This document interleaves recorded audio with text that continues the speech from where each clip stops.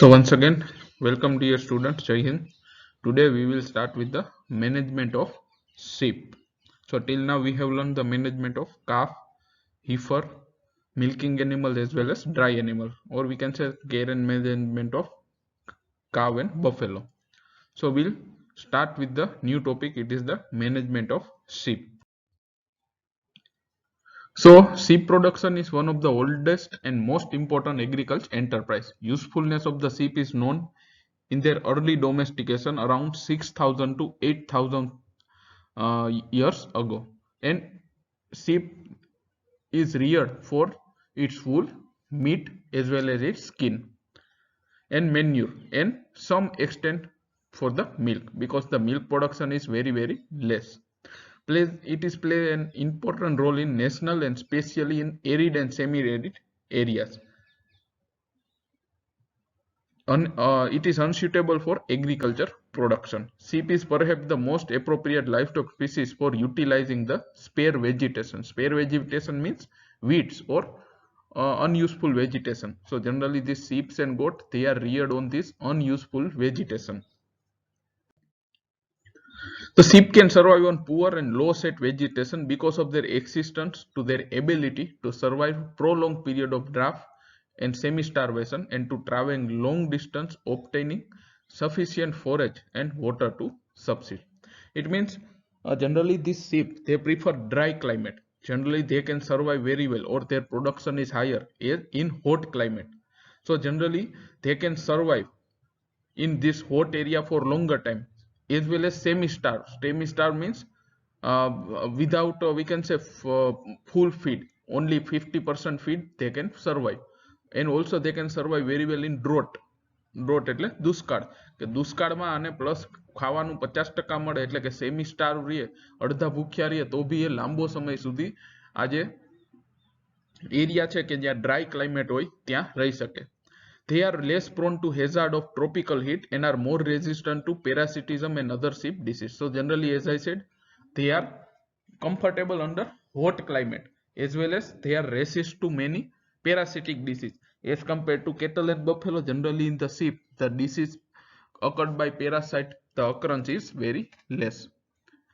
Sheep in tropics are non-seasonal breeder, whereas they are seasonal breeder. So generally sheep which are in tropics means generally it is in we can say this cold climate areas. There the sheep are seasonal breeder, whereas in our country we can say they are non-seasonal. So generally these sheep in the tropics, such as in our countries, they are non-seasonal. It means they can be bred throughout the year. But otherwise, if you go to the hot climate, the cold climate, they are generally seasonal. It means they can be bred at only one season.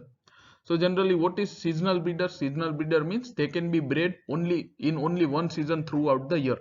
આખા વર્ષમાં એ ખાલી જેની જ્યારે season આવે, breeding season 2 થી 3 મહિનાની, ત્યારે જ આપણે એનું reproduction કરી શકીએ. And non-seasonal breeder means they can be bred at any time throughout the year. So there is not any definite season in which they should be bred. So it is called as non-seasonal breeder, such as cattle and buffalo. They are non-seasonal. It means they can be bred throughout the year.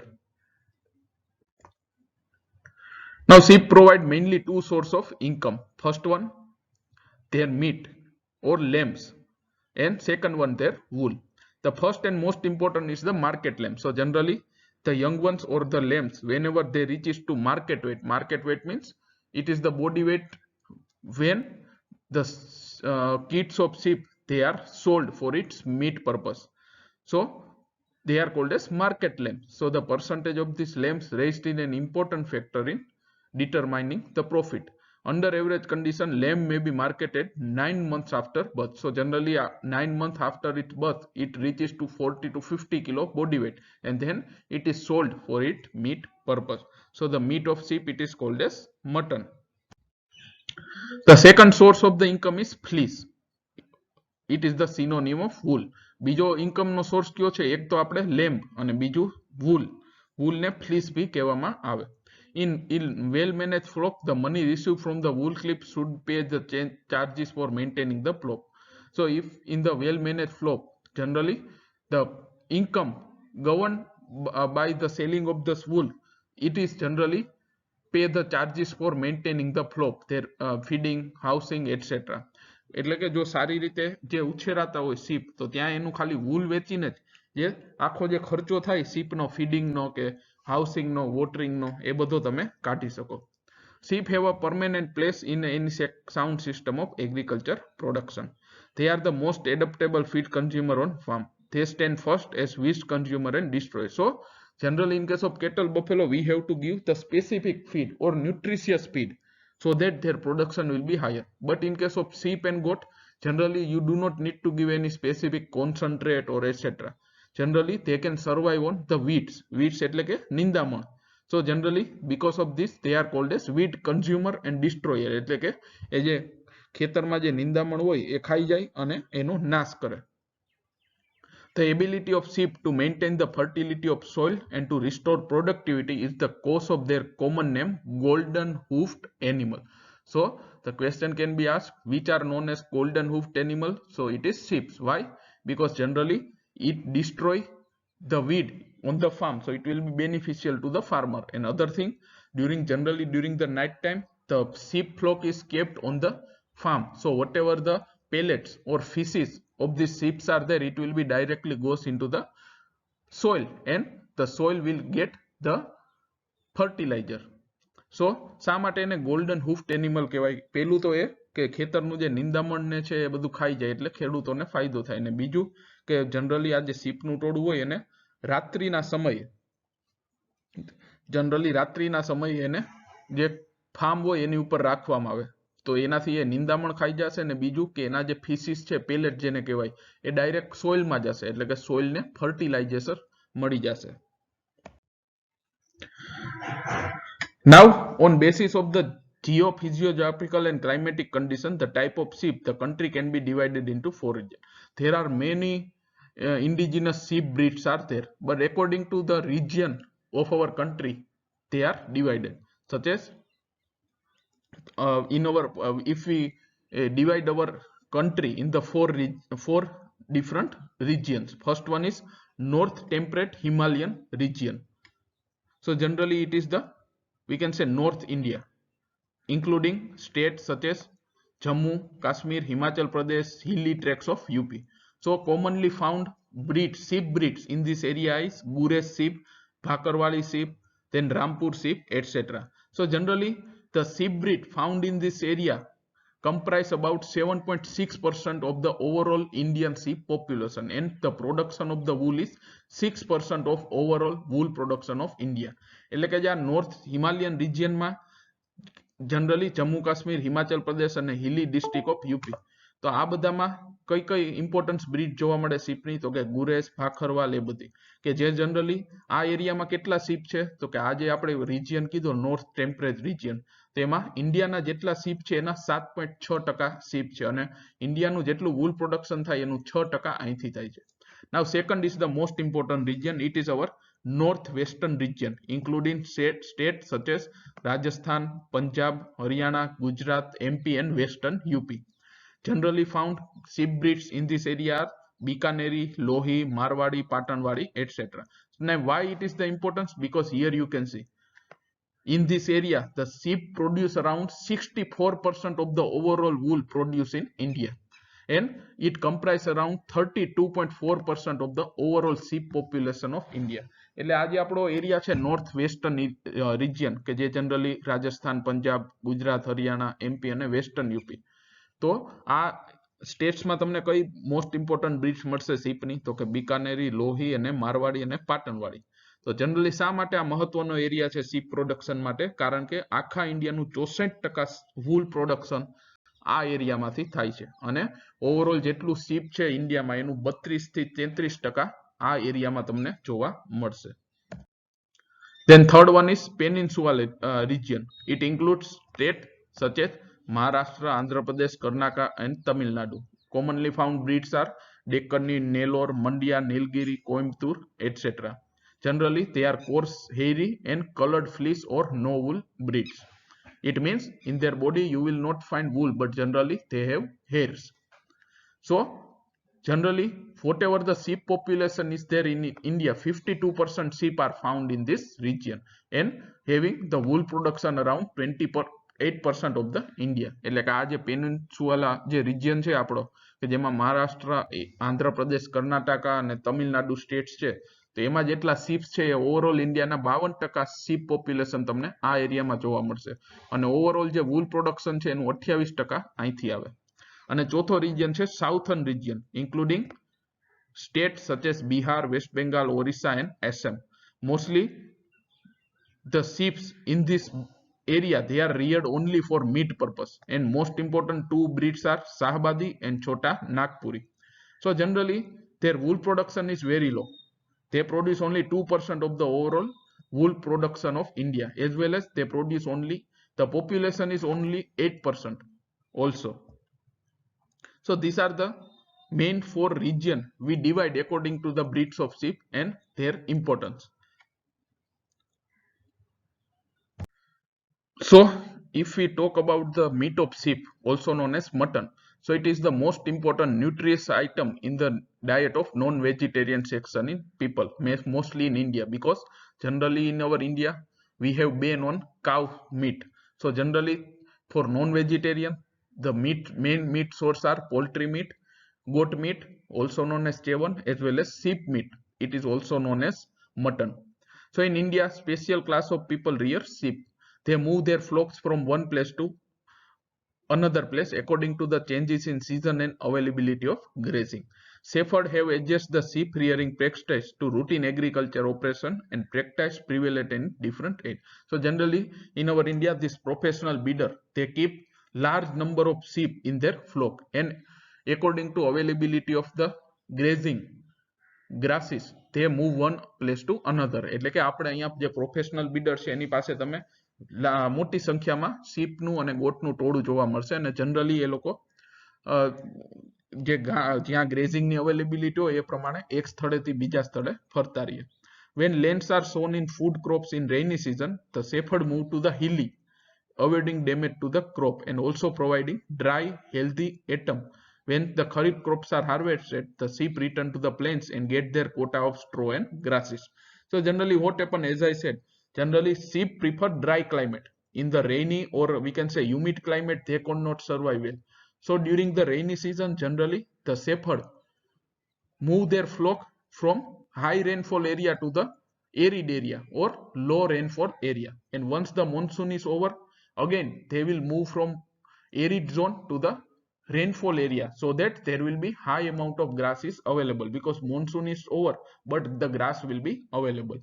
So generally આ જે shepherd છે એ લોકો શું કરે કે જે ship છે એને જનરલી ડ્રાય ક્લાઇમેટ વધારે કમ્ફર્ટેબલ રહે. એ ભેજવાળું વાતાવરણ હોય તો એને પેરાસિટિક ડિસીઝ ને બીજા ડિસીઝ થવાના ચાન્સ રહે. તો એ લોકો શું કરે, જ્યારે વરસાદ ચોમાસું હોય ત્યારે એ લોકો જ્યાં વધારે વરસાદ પડતો હોય ત્યાંથી ઓછા વરસાદ વાળા વિસ્તારમાં જતા રહે, રણ પ્રદેશ જેવામાં.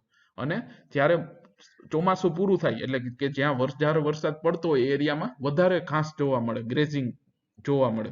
એટલા જ માટે ત્યારે ફરીથી રણ પ્રદેશમાંથી ફરીથી જે વધારે વરસાદ વાળો વિસ્તાર છે ત્યાં ચોમાસા, શિયાળા અને ઉનાળા દરમિયાન આવી જાય. ફરીથી ચોમાસું આવશે એટલે ફરીથી એ લોકો રણ પ્રદેશ તરફ જતા રહેશે.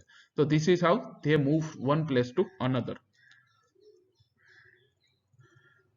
Generally they will come to the plains, and generally the farmer will allow the shepherd to keep their flocks on the agricultural land, so that this sheep will eat the remaining or byproduct of the crop, and this way the farmer will be beneficial by cleaning their farm. So generally જ્યારે પાકની લણણી થઈ જાય ત્યારે જે straw કે વધી હોય એની બાય પ્રોડક્ટ, તો જનરલી એ વખતે ખેડૂતો જે શેફર્ડ હોય એને બોલાવે અને એના ખેતર ઉપર શીપના ટોળાને રાખે છે, મેઇનલી જે લસણ કે હોય ત્યાં.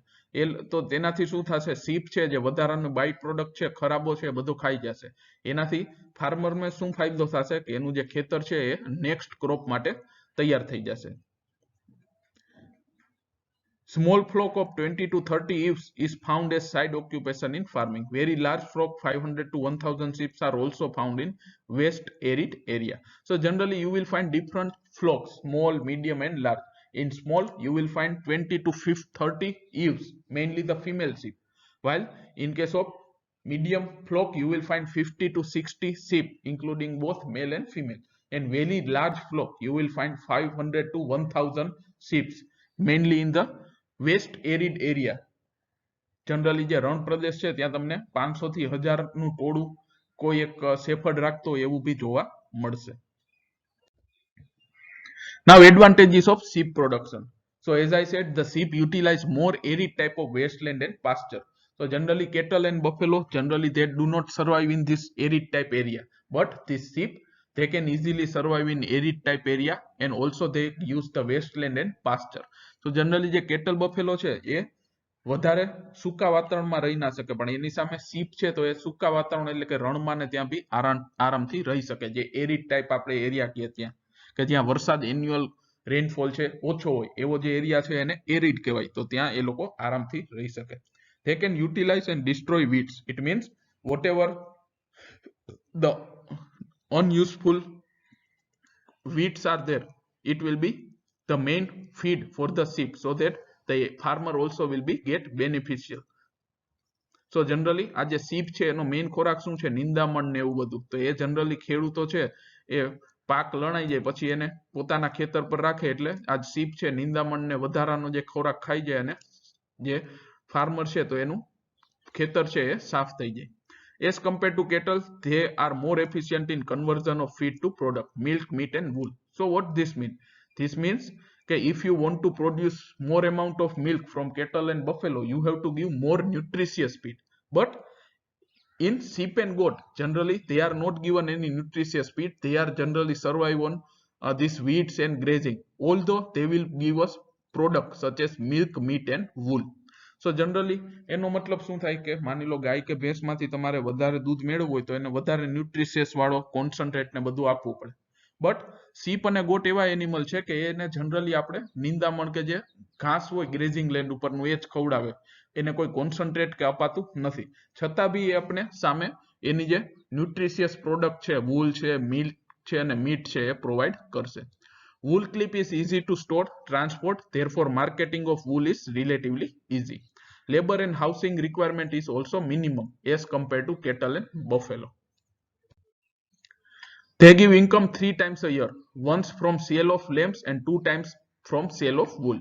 There also may be daily sale income from the milk. So generally this sheep they have lambing in once in seasonal type of sheep, but in non seasonal sheep you will find there will be 2 or 3 lambings in a year, but generally there will be one lambing from a sheep or female sheep in a year. So the first source of income is selling of these lambs, and another source of income are wool. Generally the wool is sheared 2 times in a year. Generally sheep ઉપરનું જે ઊન હોય એ વર્ષમાં 2 વાર કાઢવાનું આવે, એટલે કે in a year 2 times you will get income from selling of the wool. There may also be daily small income from milk, but the sheep milk production is very less, so generally it is not considered as the income source. In comparison to cattle, the return on investment of the sheep start earlier. Lambs may be marketed 8 to 9 months after ewes are bred. So generally as compared to cattle, generally if you have a female calf, then after 4 years it will have its calving and it will start milk production. But in case of sheep farming, generally if the lambs are born today, within 9 months it will get the slaughter weight and then it is sold for meat purpose, so income will start earlier. So generally જો cattle Buffalo ની વાત કરીએ તો કોઈ female calf આજે જન્મ હોય તો આજથી 4 વર્ષ પછી એનું પહેલી વાર વિયાણ થાય અને દૂધ આપવાનું સ્ટાર્ટ કરશે, એટલે કે 4 વર્ષે ઇન્કમ મળવાનું સ્ટાર્ટ કરશે પર્ટિક્યુલર ફિમેલ કાફમાંથી. ત્યારે જે સીપનું બચ્ચું હોય લેમ્બ એ જનરલી 9 મહિનાનું થાય ત્યારે જ આપણે એને વેચી નાખીએ એના મીટ માટે, એટલે કે 9 મહિનામાં જ એની ઇન્કમ ચાલુ થઈ જશે. Sheep manure is twice as rich in potassium and phosphorus compared to from bovine. So this we have already discussed also during the role of animal husbandry in national economy. At that time we have shown a table in which we have seen that as compared to cow and buffalo manure, generally in the sheep manure potassium and phosphorus is almost double, which are the main minerals required by a soil for the crop production. જે sheep નું manure છે એમાં cattle Buffalo manure કરતા almost double potassium અને ફોસ્ફરસનું પ્રમાણ હોય. Now here we see some of the factor unfavorable for sheep production. If you see the countries like Australia or New Zealand, so generally they have we can say more population of sheep as compared to human population. There at that area sheep production is very high, but in our India it is not like that. So what are the reason? Because the price of wool varies too much place to place, lot to lot, grade to grade, and it is influenced by political situation. Generally in our indigenous breed of sheep such as this Marwadi or Patanwadi, they produce coarse type of wool. So they are not used for cloth making, they are only used for carpet making. So because of this, the wool produced by our indigenous sheep breed, they do not have more income. They are generally cheap as compared to wool produced by the exotic breed. એટલે કે આપણી જે Indian breed છે, મારવાડી છે, પાટણવાડી કે બીજી ગમે એના શરીર ઉપર જે વૂલ ઉગે કોર્સ હોય. કોર્સ એટલે કે એ જાડું હોય, ખડબચડું હોય, પ્લસ વૂલની સાથે સાથે હેર્સ બી હોય. એટલા માટે એ વૂલનો કાપડ બનાવવા ઉપયોગ થતો નથી, પણ કાર્પેટ ને એવું જ બનાવવા ઉપયોગ થાય. તો એના કારણે શું થાય કે વૂલની પ્રોપર પ્રાઇસ મળે નહીં. Second thing, in India, demand of lamb for meat is limited. So we all know that in India, mostly we are vegetarian. So non-vegetarians are somewhat lesser. So generally demand of the meat is also lesser. Sheep are attacked by predatory animals including dogs. Generally in this our Gir area, you may find once in a month, you may find that the lion or tiger will attack the sheep flocks and it will kill around 20 to 30 sheep in a single time. So generally it is also one of the problem. Next one, sheep are less resistant to disease and parasitic. A number of external and internal parasite infection occur in sheep as compared to goat. So generally as compared to goat, the sheep are less resistant to disease. It means as compared to goat, there are more chances that in a sheep a disease will occur or parasitic infection will occur. એટલે કે ગોટની સાપેક્ષમાં sheep છે એમાં જલ્દીથી રોગ લાગે અને parasitic infection લાગવાના chance રહે. Keeping sheep is not an attractive profession. So this is also one of the important factor. Okay, generally even in the village also the farmers are only keeping cow and buffalo, but they do not keep sheep. Why? Because generally it is not found any attractive profession out of it. Generally જે sheep રાખવું એ આપણા દેશમાં generally attractive profession માનવામાં આવતું નથી. Wool has to complete with synthetic fiber. So we all know that nowadays the clothes are made up of synthetic fibers also. So because of this, price of the wool is also less. So because of above fact, the sheep rearing industry is depend only in the certain regions and country of the world. New Zealand has the maximum development of mutton type sheep, where Australia is the largest sheep population in world, mainly fine wool sheep. So as I said, in the world there is two countries who are more ahead in the sheep production as compared to we can say the rest of the world. આખા વર્લ્ડમાં ખાલી બે જેવી country છે કે જે આખા વર્લ્ડની સાપેક્ષે sheep productionમાં બહુ આગળ છે, ન્યુઝીલેન્ડ અને Australia. Generally the Australia, the sheep are raised for their wool purpose. Why? Because this Australian breed of sheep, they generally produce fine wool and they are very costly, while in New Zealand they rear sheep only for mainly for their meat purpose. કે જે બે જ country છે Australia અને New Zealand કે જેનું sheep production છે આખા વર્લ્ડમાં સૌથી વધારે છે. એમાં મેઇનલી ન્યુઝીલેન્ડ છે તો ત્યાં એ લોકો sheep છે મેઇનલી મીટ પર્પસ માટે ઉછેરે, જ્યારે ઓસ્ટ્રેલિયામાં જે sheep છે એના wool માટે ઉછેરવામાં આવે. શા માટે? કારણ કે ઓસ્ટ્રેલિયાની જેટલી બી sheep breed છે તો એમાં મેઇનલી એ ફાઇન વૂલ બ્રીડ છે, એટલે કે એનું વૂલ છે એકદમ ફાઇન અને સોફ્ટ હોય, એટલે એમાંથી કપડા બનાવવામાં આવે અને એ કોસ્ટલી હોય એટલા માટે. So now we will move forward to systems of sheep production. Generally in USA, Australia and New Zealand, sheep are maintained either by ranching, semi-ranching or stall feeding. This we have already learned in the cattle buffalo care and management also. So generally we are talking about abroad, USA, Australia and New Zealand. There you will find this type of system, ranching, semi-ranching and stall feeding. In India we will learn second other system, but in this USA, Australia, New Zealand, the sheep are reared under either ranching system, semi-ranching or stall feeding. So we all know that. Weekly we will recap. The ranching system means, here you can see in the large land area the sheep are kept, only a shelter is given, not any proper housing is there, and the sheep have to feed themselves by only grazing. So it is called as ranching. તો રેન્ચિંગ નો મતલબ શું થાય કે ખુલ્લી ગૌચર જગ્યા હોય, land હોય, પાસ્ચર land, કે જ્યાં શીપના ટોળા રાખવામાં આવે, એને કોઈ હાઉસિંગ ફેસિલિટી કે આપવામાં આવે નહીં. એને જે ખાવું હોય, ખોરાક ખાવું હોય, એ ગ્રેઝિંગ દ્વારા જ મેળવવો પડે. એને કોઈ એક્સ્ટ્રા ખોરાક બી આપવામાં આવતો નથી. So it is called as ranching system. Another one is stall feeding. Here you can see the stall feeding, in which the sheep are entirely throughout day and night they are kept inside the house, and the feeding is also done inside the house. They do not have any access for grazing. So stall feeding કોને કહેવાય કે આ રીતનું બંધ house હોય તો એમાં શીપને રાખવામાં આવે અને એનો જે ખોરાક પાણી છે એ જ્યાં હોય ત્યાં જ આપવામાં આવે. એને બહાર ગ્રેઝિંગ માટે જવા દેવામાં આવતા નથી. So it is called as stall feeding. And third one is semi ranching. Semi ranching means that they are kept on grazing at the daytime, and during the night time they are kept inside the house and concentrates and eggs are given.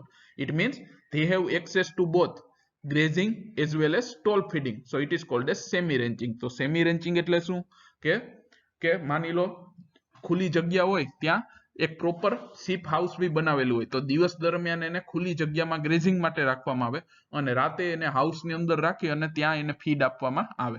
એટલે કે એને grazing બી કરવા મળે અને stall feeding બી કરવા મળે. એટલા માટે એને કહેવાય semi ranching system. Now we talk about the system of sheep production in India. There is not any definite system such as ranching, semi-ranching or stall feeding, but the shepherds have made their own adjustment to suit their agroclimatic condition. So generally India માં તમે જેમ foreign માં આપણે જોઈ ranching, semi-ranching કે stall feeding, તેવી ઇન્ડિયામાં sheep rearing માટે એવી કોઈ સિસ્ટમ જોવા મળશે નહીં. But here the shepherd keep their sheep at only we can say mainly in the two regions, either hilly area or either plain area. એટલે કે જનરલી જે શેફર્ડ છે એ પર્વતીય પ્રદેશમાં અથવા તો જે પ્લેન સમતળ સપાટ જગ્યા ભૂમિવાળી જે જગ્યા છે ત્યાં શીપને રાખે. So let's see how in the hilly area they keep their sheep as well as how in the plains એટલે કે સપાટ મેદાનો, in plains they keep their sheep. So first in the hilly areas, when the lands are sown with food crops in rainy season, the shepherd move to the hilly areas having low rainfall to avoid damage to food crops and protect animal from parasitic infection. They return to the foot of the hills as the winter sets on, favoring food grazing in harvested field and protected animal against cold. So generally what happens during the rainy season, generally the shepherd move along with their sheep flocks to the higher altitude of the mountain, and after monsoon, once in the winter and summer, again it will comes to the lower altitude on the mountain, or we can say the plain area of the mountain. So generally શું થાય કે જ્યારે ચોમાસું હોય ત્યારે આ જે shepherd છે પોતાના શીપ સાથે જે માઉન્ટેન જે હિલી એરિયા છે એમાં ઊંચાઈ તરફ જતા રહીએ, અને જેવું ચોમાસું પૂરું થાય પછી શિયાળા અને ઉનાળા દરમિયાન ફરીથી એ પોતાના શીપના ટોળા સાથે પર્વતમાં નીચેની તરફ એટલે કે તળેટીની બાજુએ આવી જશે. While in the plains, as I said, the migration of sheep flocks is almost similar to hilly area. Instead of going to hills in the rainy season, they move to arid region or desert because sheep require dry climate, and shepherd move to heavy rainfall area after monsoon and fold their animals in the field from the which kharif crops are harvested. So in the plain area also they shepherd do the same. In the hilly area what they do, from high rainfall area generally to the they will go to the higher mountain altitude when there will be low rainfall. Same in the plains what they do, generally in the monsoon they will move from heavy rainfall area to the arid region or desert where the rainfall is lower, and after the monsoon is over, generally in the high rainfall area there will be high amount of grazing is available, as well as the fodder crop is the agriculture crop is also harvested from the farmer's field. So again whenever the monsoon is over during the winter and summer, the shepherd will come back from desert or arid region to the high rainfall area. તો પ્લેન્સમાં બી એમ જ થાય, જ્યાં સમતળ મેદાનો હોય ત્યાં shepherd શું કરે કે જ્યાં ચોમાસું વધારે વરસાદ પડતો હોય તો ચોમાસા દરમિયાન વધારે વરસાદ પડતા એરિયામાંથી જ્યાં વરસાદ ઓછું હોય એટલે કે જ્યાં જનરલી જે રણ જેવો પ્રદેશ હોય ત્યાં જતા રહીએ, અને જેવું ચોમાસું પૂરું થાય એટલે શું થાય, જ્યાં વરસાદ વધારે હોય ત્યાં વધારે ઘાસ જોવા મળશે ગ્રેઝિંગ લેન્ડમાં. અને બીજું કે જે ફાર્મર છે એને પોતાનો ક્રોપ કાઢી લીધો એટલે ક્રોપની બાય પ્રોડક્ટ વધી હોય તો ફરીથી એ લોકો ડેઝર્ટ એરિયામાંથી શિયાળા અને ઉનાળા દરમિયાન ફરીથી એ લોકો હાઈ રેનફોલ એરિયામાં આવશે કે જ્યાં એને પૂરતા પ્રમાણમાં લીલું ઘાસ ગ્રેઝિંગ માટે મળી રહેશે. Because generally sheep require dry climate and this is the way to provide it. Generally sheep require only dry climate. In humid climate they will have many diseases and the production will be lower. So generally જે sheep છે તો એને dry climate વધારે prefer થાય. Generally એ ભેજવાળા વાતાવરણમાં વધારે સારી રીતે survive કરી શકે નહીં. So this was about the basic of the how the sheep are reared. Now we will talk about the some of the important aspect one by one. First important is feeding. So ewe lambs. So ewe lambs generally they are grown on their mother's milk up to weaning and then on grasses and grains up to maturity. After attaining the age maturity they take part in breeding. So generally ewe lambs. Ewe lamb means female young one of sheep up to 6 months of age. It is called as ewe lamb. So yeah, ewe lambs they are grown on mother's milk up to weaning or up to 2 months and then they are kept on grasses and grain up to maturity, and when they are mature they are used for the breeding purpose. So સૌથી પહેલા ewe lambs ની વાત કરીએ તો ewe lambs એટલે શું કે એવા ફિમેલ sheep નું ફિમેલ યંગ વન કે જેની ઉંમર 6 મહિનાથી ઓછી હોય તો એને ewe lambs કહેવાય. જનરલી એને 1 થી 2 મહિના સુધી એના મધરના મિલ્ક ઉપર રાખવામાં આવે અને પછી એનું વીનિંગ કરવામાં આવે. વીનિંગ એટલે કે મધરથી દૂર લઈ લેવામાં આવે અને ત્યારબાદ એને ગ્રાસ અને ગ્રેન્સ ખવડાવીને મોટા કરવામાં આવે અને જ્યારે મેચ્યોર થઈ જાય આ ફિમેલ શીપ ત્યારે એનું બ્રીડિંગ માટે યુઝ કરવામાં આવે.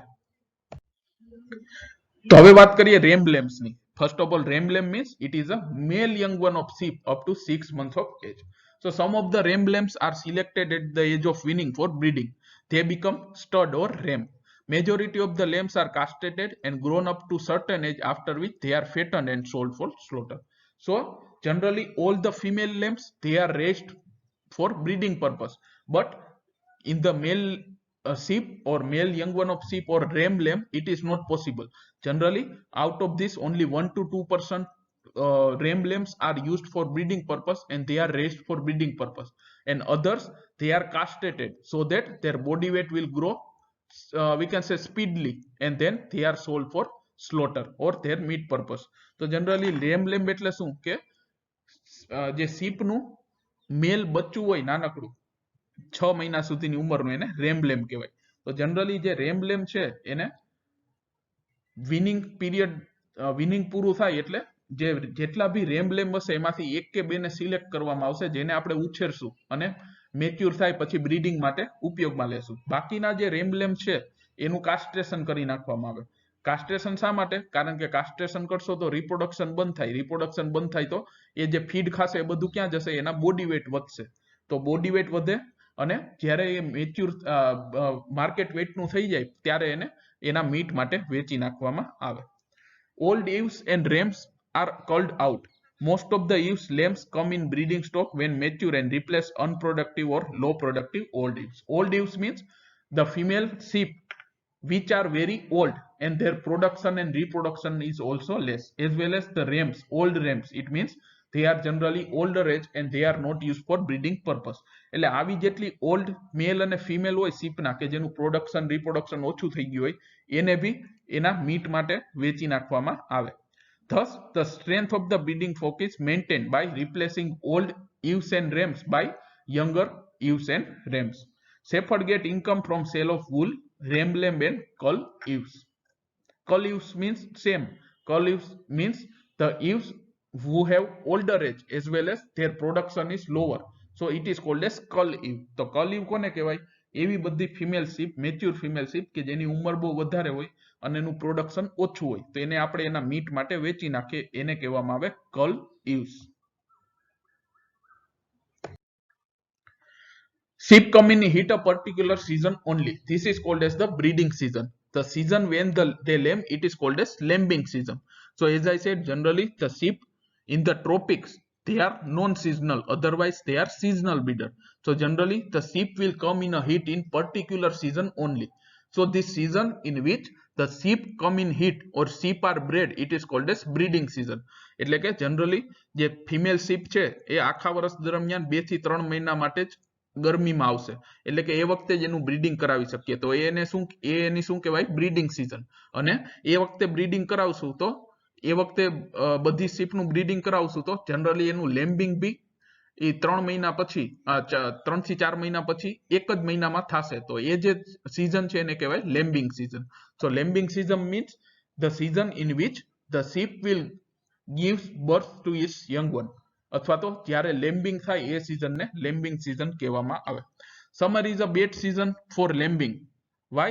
Because due to higher environment temperature and scanty grazing, many lambs die. Generally જો લેમ્બિંગ સીઝન સમર આવતી હોય, ઉનાળો આવતો હોય તો બહુ હાનિકારક. શા માટે? કારણ કે એક તો ઉનાળામાં તાપમાન વધારે હોય અને બીજું પૂરતો ચારો ના હોય, તો એનાથી શું થાય, મોસ્ટ ઓફલી જે લેમ્સ છે એનો મોર્ટાલિટી રેટ વધારે આવે, એટલે કે મોસ્ટ ઓફ છે એ મરી જાય. If a healthy productive flock of sheep is to be maintained, the shepherd must give special attention to the feeding and management practices. So we all know that whether it is cattle, buffalo, sheep or goat farming, the most important aspect are feeding and reproduction as well as other management practices. If you properly or strictly follow these management practices, then you will have higher income from your farm. Generally, the Indian sheep live on grazing, wild grasses, herds or farms waste product. Sheep relish young green grasses. So generally, these sheep, as I said, they are not given a nutritious or quality feed such as cattle and buffalo. Generally, they are grazed on wild grasses as well as farm waste product. Generally, જે sheep છે તો એને cattle buffalo ની જેમ જે nutritious special feed કે આપવામાં આવતું નથી. જનરલી જે શીપ છે તો એને ગ્રેઝિંગ લેન્ડ ઉપર જે ઘાસ ઉગે અથવા તો જે ફાર્મનું વેસ્ટ પ્રોડક્ટ હોય એની ઉપર જ નિભાવવામાં આવે. The young tender grass has more protein as is more digestible than the old. So generally the sheep prefer young grasses. Young grasses means the grasses which are generally younger or in which the seed is not formed. So this type of grasses are called as young grasses. તો young grass કોને કહેવાય, કે જેવું grass કે generally કૂણું હોય અને જેમાં seed છે બૈના ના હોય. શા માટે? because in this young grasses the protein will be higher, but whenever it will get older and seed formation will start, generally the protein from the fodder part it will goes to the seed. So this is the reason why sheep generally prefer the young grasses.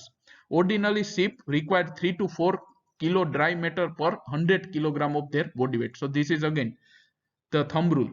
In case of cattle, 2.5% of its body weight dry matter of feed is required. In case of buffalo, 3% of the body weight, the dry matter of the feed is required. While in case of sheep, it is 3 to 4% of the body weight, the dry matter is required. એટલે કે એના body weight ના 3 થી 4% જેટલું feed નું dry matter sheep ને daily મળવું જોઈએ. Sheep also require more amount of salt and mineral in their ration than other farm animals. Flushing. Now this is the important one. What is flushing? About 2 weeks before the actual onset of breeding season, ewes may be kept on higher planes of nutrient. This is known as the flushing. So generally in seasonal breeder or seasonal breeding sheep, the breeding season is fixed. So whenever it is 2 weeks before the starting of breeding season, the ewes are given more nutritious feed, and this practice is it called as flushing. તો flushing એટલે શું, કે breeding season ચાલુ થવાની હોય એના 2 week પહેલાથી જે ફિમેલ શીપ છે એને વધારે ન્યુટ્રિશિયસ ખોરાક આપવામાં આવે. તો આ જે પ્રોસેસ છે એને શું કહેવામાં આવે, flushing. Flushing, the ewe will start the heat or periods earlier, which is an advantage when early lambs are decided. So what is the advantage of flushing is that due to flushing, the ewes or female sheep will come in heat earlier and there will be early lambing. It has also effect the bringing all the ewes in the heat at same time, which may be helpful in breeding them. So generally if you give the flushing ration to all the female ewes, it will come in the heat at the same time. So the lambing also will be at the same time. તો generally ફ્લશિંગના ફાયદા શું છે? તો પેલું તો કે જે ઈવ્સ છે એ હીટમાં વહેલી આવે એટલે કે એનું લેમ્બિંગ વહેલું થાય, અને બીજું કે આપણા ફ્લોકમાં જેટલી બી ઈવ્સ હશે બધી એક જ ટાઈમે જનરલી હીટમાં ગરમીમાં આવશે, એટલે કે એક જ ટાઈમે તમે એનું બ્રીડિંગ કરાવી શકો અને બધાનું લેમ્બિંગ બી એક ટાઈમે જ થશે. As ewes gain body weight, their reproductive organs become functional normally. Ova produced in this condition will be more in number and more fertile, leading to higher conception rate and team lambs. So generally, as I said, the sheep are seasonal breeder. It means it can be bred only for 2 to 3 months. Remaining 9 months, they are reproductively inactive. It means if you give the flushing ration, their reproductive organ, which are we can say non-functional, it will again become functional, and there will be more ovulation will be there, and at the lambing there may be more chances of twins or triplets. તો generally શું થાય, હમણાં વાત કરીએ એમ કે જે sheep છે એ seasonal breeder છે, એટલે કે એ આખા વર્ષમાં 2 થી 3 મહિના સુધી જેનું બ્રીડિંગ કરી શકીએ, તો બાકીના મહિના સુધી એનું જે રિપ્રોડક્ટિવ ઓર્ગન છે નોન ફંક્શનલ રહ્યા હોય. તો જો તમે ફ્લશિંગ રેશન આપો બ્રીડિંગ સિઝનના 2 વીક પહેલાથી, જો પૂરતું ન્યુટ્રિશિયસ વાળો ખોરાક આપો, તેના રિપ્રોડક્ટિવ ઓર્ગન છે ફરીથી એક્ટિવ થઈ જાય. જે ઓવરીમાંથી ઓવ્યુલેશન થવું હોય એ મલ્ટિપલ ઓવ્યુલેશન થાય, એટલે કે લેમ્બિંગ વખતે તમને જનરલી 2 કે 3 લેમ્બ્સ જોવા મળશે એકી સાથે. Twins are an advantage when is sufficient fodder and grains for feeding is available. In severe range can't own twins may be disadvantage. Twins are always smaller at birth than a single bone. So when twins is advantageous, whenever there is lot of grass for grazing is available, so at that time twins are desirable at the time of lambing. But if the feed is scarcity, the scarcity of feed is there, then it is desirable that only one lamb born at per lambing. Otherwise what will happen in the twins, generally the lambs are smaller, and due to the lack of availability of grass there will be higher mortality rate. તો generally આપણે એક વાત કરી કે લેમ્બિંગ વખતે twins આવે સારા. Twins એટલે કે એકી સાથે 2 બચ્ચાનો જન્મ થાય, પણ એ ક્યારે સારું કે જો સફિશિયન્ટ ગ્રાસ આપણી પાસે અવેલેબલ હોય એને ખવડાવવા તો. બાકી શું થાય, જો પૂરતું ઘાસ અવેલેબલ ના હોય તો જનરલી ટ્વિન્સ જન્મે તો જનરલી એ સાઇઝમાં બોડી વેઇટમાં નાના હોય, અને પૂરતું ફીડ નહીં મળે તો એનો મોર્ટાલિટી રેટ વધી શકે. Flushing can be done by keeping the ewes on lush green pasture. If good pasture is not available, extra gain should be given at 125 to 150 grams daily. So flushing કઈ રીતે કરવામાં આવે? So before 2 weeks before the starting of breeding season, generally the female sheep are given more nutritious green fodder, and if the nutritious green fodder is not available, daily 125 to 150 grams grain should be given. So generally flushing માં શું હોય કે breeding સિઝનના 2 week પહેલા જે female ship છે, mature female ship, એને generally સારી ક્વોલિટીનું લેગ્યુમિનસ green fodder આપવામાં આવે, અને જો તમારી પાસે ગ્રીન ફોડર અવેલેબલ ના હોય તો ડેઈલીનું 125 થી 150 ગ્રામ જેટલું ગ્રેન્સ એટલે કે ધાન્ય છે એને અનાજ છે એને આપવામાં આવે. If there is any overfed ewes, it should be thinned down so that there may be placed on a flushing ration prior to flushing. So generally, as we have already discussed also, okay, for proper reproduction, body weight is more important as compared to age. So if any female sheep is overweight or fatty, then it will be difficult to breed them. So for this purpose, before flushing, they should be thinned down and then flushing ration should be given. તો અગાઉ આપણે બી વાત કરી લીધી એમ કે generally જે reproduction માટે body weight more important છે એજ કરતા, એટલે કે એવી કોઈ ફિમેલ શીપ હોય કે જે ઓવરવેટ હોય, ફેટી હોય, તો એને પહેલા આપણે એનું ફીડ ઓછું કરી પાતળી કરવી પડશે, પછી આપણે એને ફ્લશિંગ રેશન આપશું તો એનું રિપ્રોડક્શન બરાબર થશે.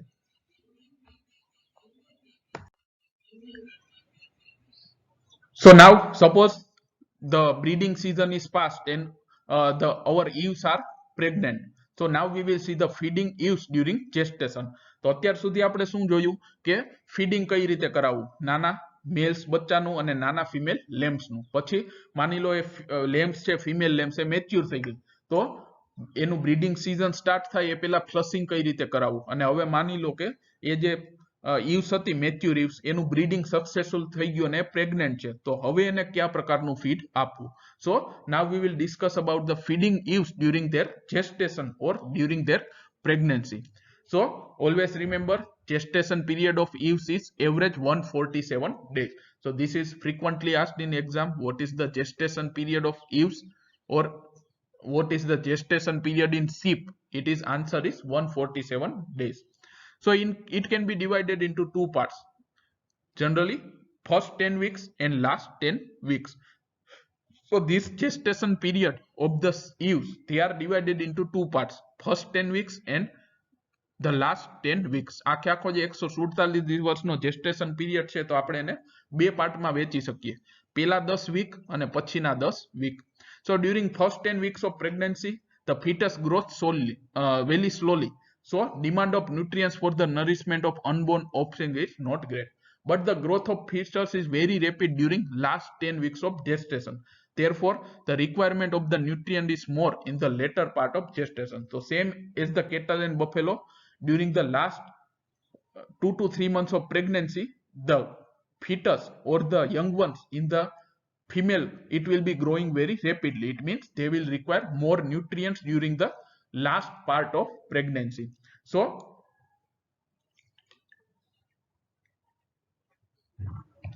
generally the gestation period જે ewes નો છે 147 દિવસનો છે, એને આપણે બે પાર્ટમાં વહેંચ્યું, પહેલા 10 વીક અને પછીના 10 week.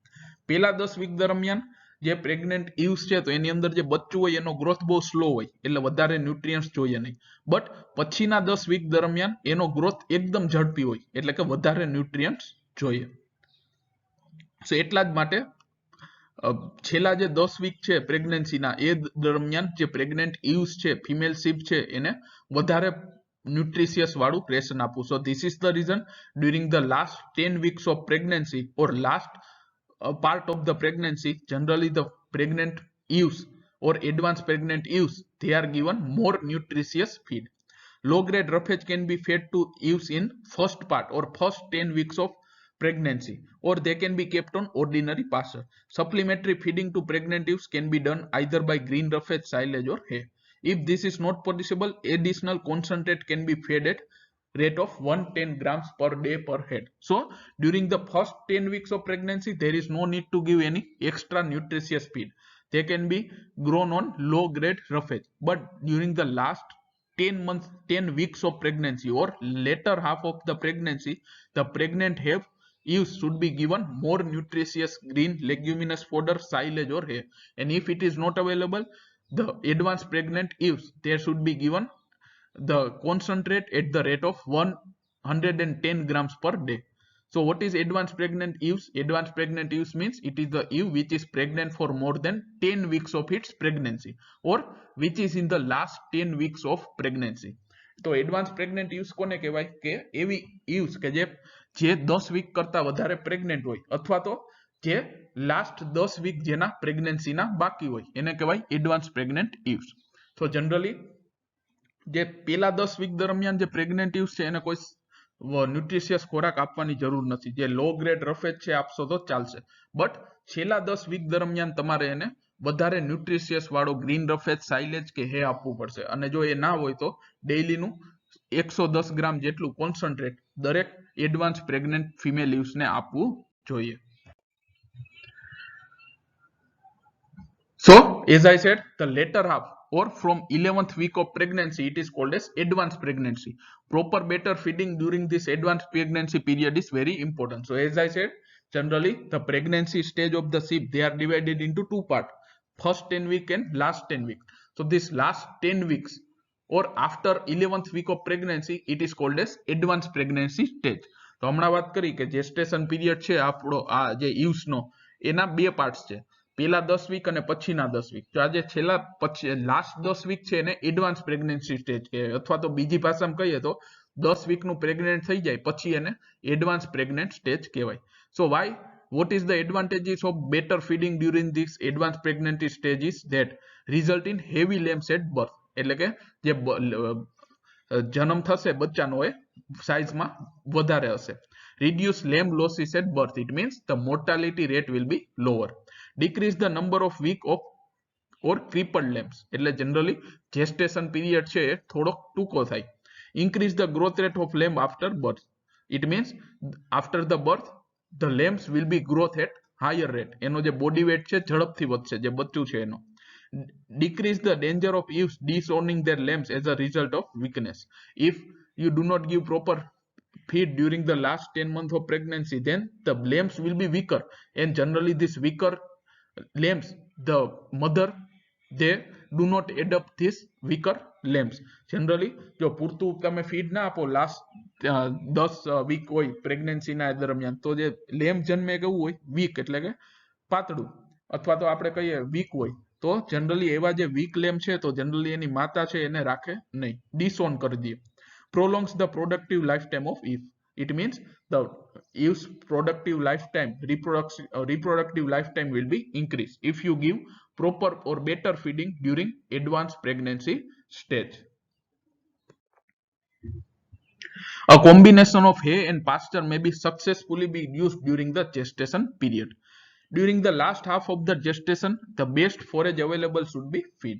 Unless the roughage are entirely legume hay, an additional amount of protein supplement should be given. So this is again same. During the advanced pregnancy stage, they should be given green leguminous fodder, and if it is not available, then protein supplement. Protein supplement means concentrate should be given.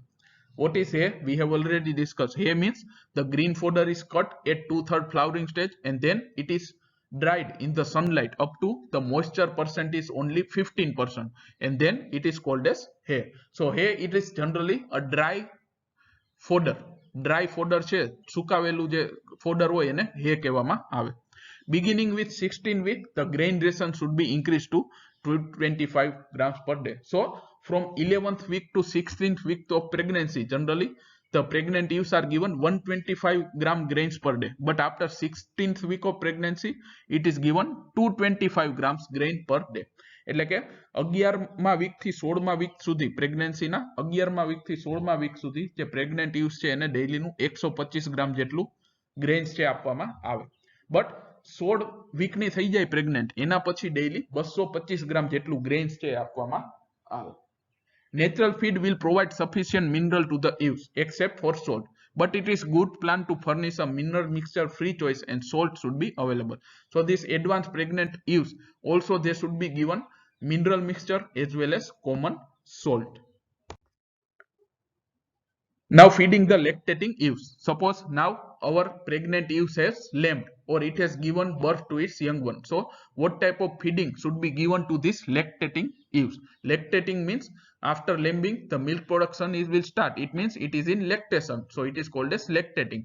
કે માની લો અત્યાર સુધી આપણે pregnancy દરમિયાન એને શું કાળજી રાખવી એ જોયું. હવે માની લો આપણી જે પ્રેગ્નન્ટ ewes હતી ફિમેલ શીપ, એનું લેમ્બિંગ થઈ ગયું, એટલે કે એ એનું વિયાણ થઈ ગયું અને એને બચ્ચાને જન્મ આપી દીધો, એટલે કે હવે એનું મિલ્ક પ્રોડક્શન સ્ટાર્ટ થયું છે, તો હવે એને લેક્ટેટિંગ ઈવ્સ કહેવાય. તો એનું કઈ રીતે ફીડિંગ કરવું? તો કે feeding of nourishing ewes required ration. Milk production is very heavily exercised, and the lambs make their most of economical gains while nourishing the ewes. Therefore, ewes should be fed liberally during period. So generally, these lactating ewes should be given higher amount of nutritious feed, so that there will be higher milk production, and due to higher milk production, the young ones or lambs will get higher milk, and their growth rate will be higher. Depending upon the quality of pasture, supplementation is done with good quality hay, silage and grains. If necessary, concentrate should be provided at a rate of 225 to 40 grams per day per ewe. Common salt and mineral mixture also should be given. So generally during the lactating stage, the ewes should be given good quality pasture along with leguminous green fodder, silage or hay. And if it is not available, they should be given concentrate at the rate of 225 to 400 grams per day per animal, and common salt and mineral mixture also should be given. So this was about the feeding of females, how the young ones or ewe lambs are fed, how the we can say the breedable ewes are fed, then how the advanced pregnant ewes are fed, and how the lactating ewes are fed. Now we will talk about the feeding of breeding rams. Breeding rams means it is the adult male sheep which is used for breeding purpose. It is called as ram. તો ram કોને કહેવાય? કે એવું adult male sheep કે જે breeding માટે ઉપયોગ થતું હોય એને કહેવામાં આવે ram. So breeding ram should be fed judiciously. If rams are overfed, they should be thinned down by gradual reduction in feed or plenty of exercise. An overfed ram is sexually inactive. So as I said, in case of female and male both, for reproduction the body weight is more important above the age. So if the rams are overfed, they will not reproductively successful. So because of this they should be thinned down and then they should be used for breeding purpose. તો અગાઉ વાત કરી એમ કે મેલ હોય કે female હોય, proper reproduction માટે એનો બોડી વેટ મોર ઇમ્પોર્ટન્ટ છે એના એજ કરતા. એટલા માટે જનરલી એવા જે રેમ્સ છે કે જેનો બોડી વેટ બહુ વધારે હોય તો એવા રેમ્સ છે એનું વજન ઘટાડવું, એને એક્સરસાઇઝ વધારે આપવી અને ફીડ ઘટાડવું, જેનાથી એ પાતળા થઈ જાય, પ્રોપર બોડી વેટ ના થાય, પછી આપણે એનો બ્રીડિંગ માટે ઉપયોગ કરી શકીએ. If the rams are in normal condition, they should be kept on higher plane of nutrition before the fortnight of breeding season.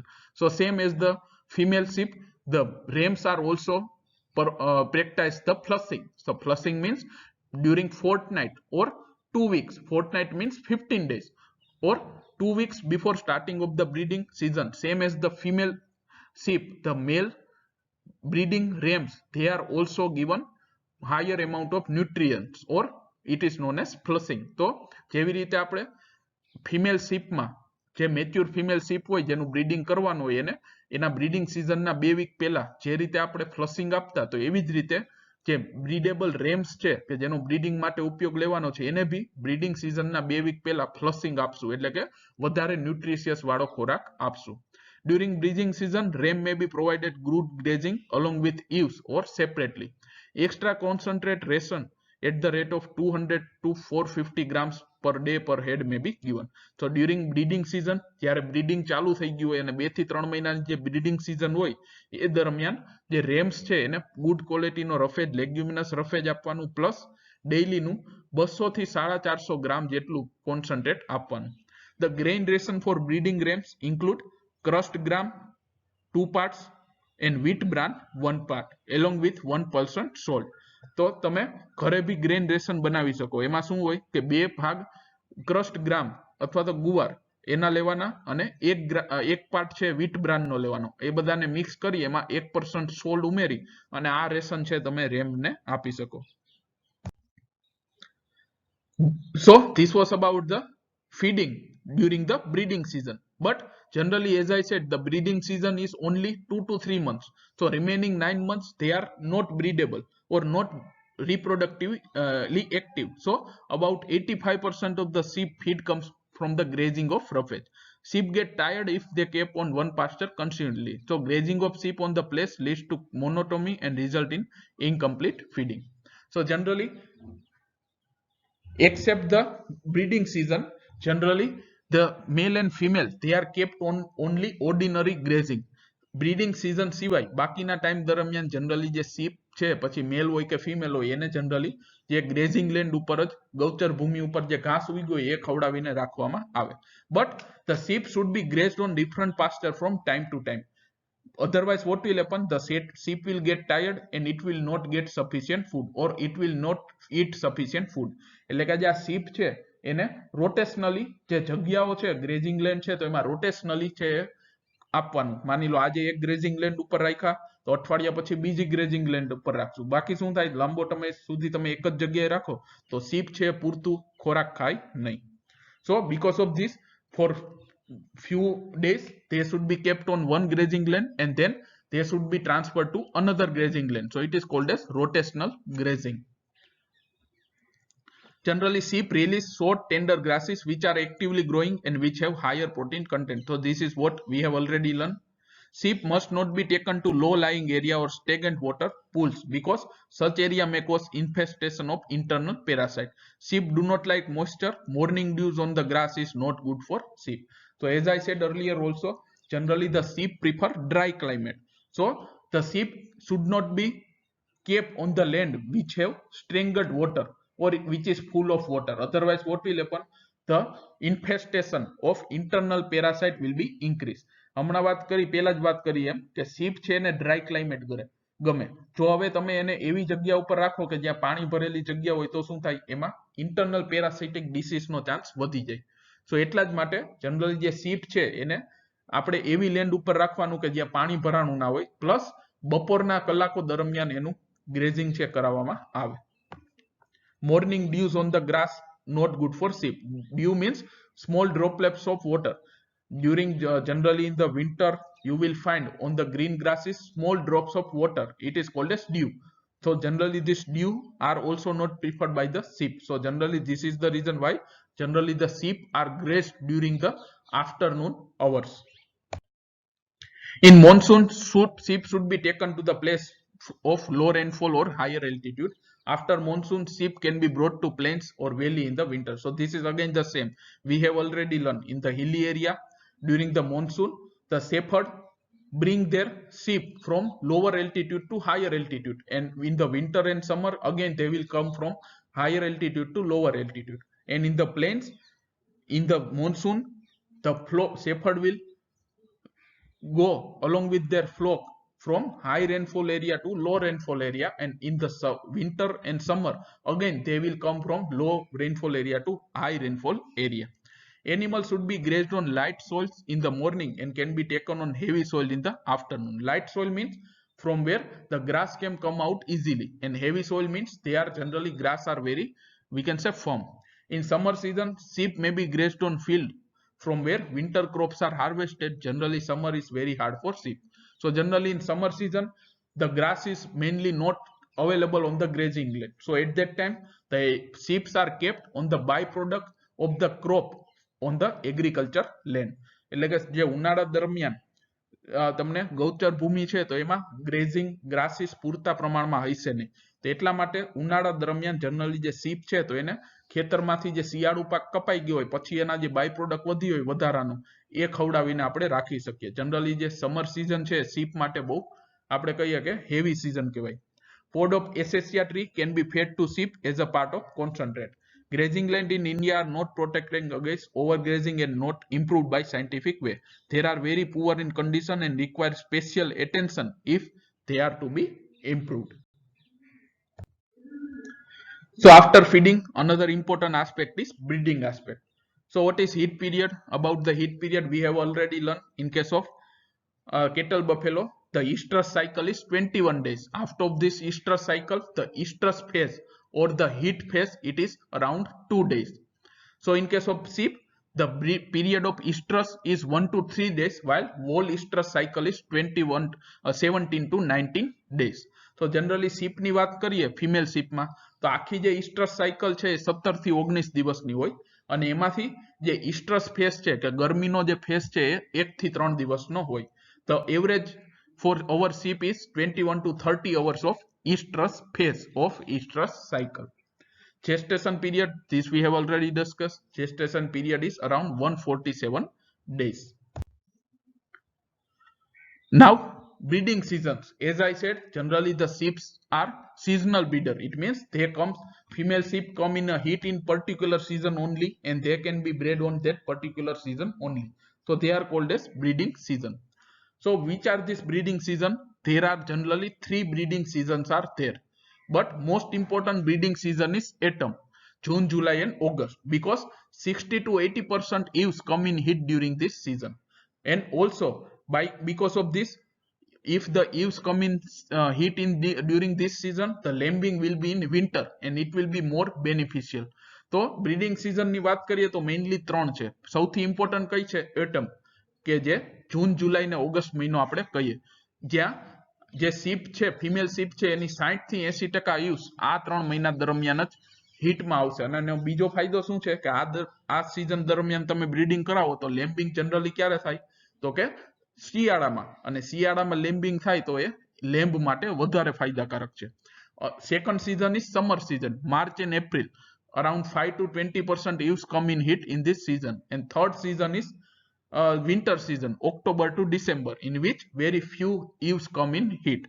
So generally breeding season 3 છે, જૂન, જુલાઈ, ઓગસ્ટ, કે જે મોસ્ટ ઇમ્પોર્ટન્ટ છે.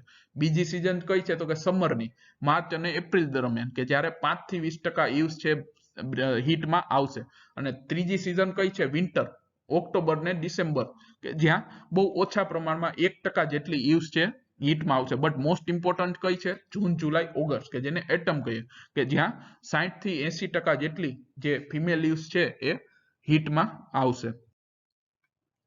In western region, the ewes are mostly bred in autumn season. The lambs from this mating are born in early period of, we can say, winter. So it is more beneficial. As I said, it is more beneficial if the female sheep come in the heat during the autumn season.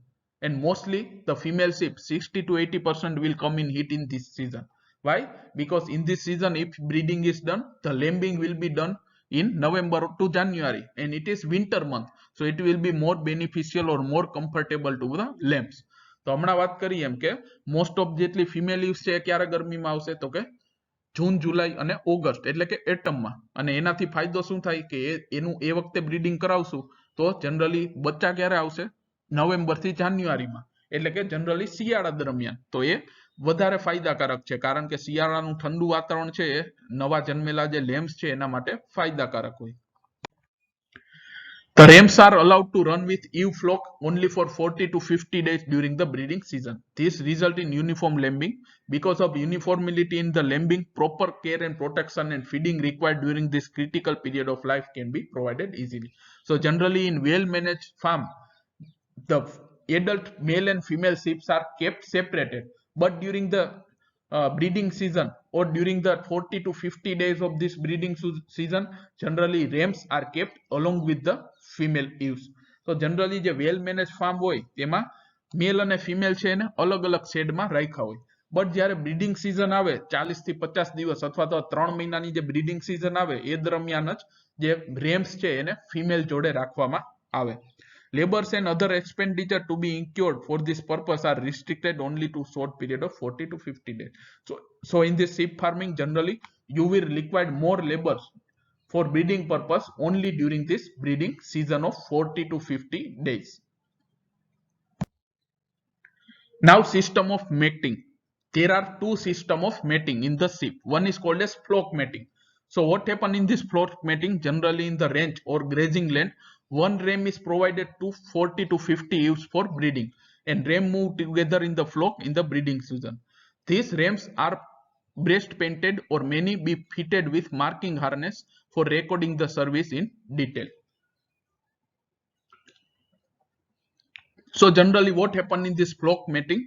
Generally during the we can say breeding season, during grazing, the males are kept along with the females, or rams are kept along with the ewes. What is the ratio? There must be one breeding ram among 40 to 50 female ewes, and it will move together. And generally these rams or males, they are painted in their chest region. So because of this, whenever it will mount on any female sheep, the paint will be also on the back of the female sheep, so we can easily identify that this particular female sheep is bred. So generally flock mating માં શું હોય કે grazing કરવા જ્યારે જાય ત્યારે મેલ અને female છે બંનેને ભેગા રાખવામાં આવે. એ રેશિયો કેટલો હોય? 40 થી 50 ફિમેલ શીપ વચ્ચે એક મેલ શીપને રાખવાના હોય. તો અને જે મેલ શીપ છે એને જનરલી એના છાતીના ભાગે કલર કરી દેવામાં આવે. તો એનાથી શું થાય કે જ્યારે બ્રીડિંગ માટે કોઈ ફિમેલ શીપ ઉપર ચડશે તો એના છાતીનો જે કલર છે ફિમેલ શીપના બેક ઉપર બી આવી જશે. તો એનાથી આપણે આઈડેન્ટિફાઈ કરી શકીએ કે સાંજે જ્યારે ટોળું પાછું આવે તો એમાં જેટલી ફિમેલ શીપ ઉપર માર્કિંગ થઈ ગયું હોય એટલી બધી ફિમેલ શીપ બ્રેડ થઈ ગઈ છે, તો એને આપણે ટોળાથી અલગ કરી દેશું. સો generally this is the flock mating is done. Second system is pen mating. So what happen in this? The ewes in the heat are detected in the morning and evening, and heat detects may be done by help of teaser rams.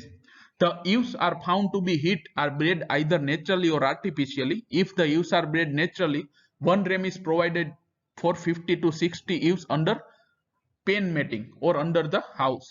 The ewes in the heat and the rams are penned separately for the natural mating. So generally what happen in this pen mating?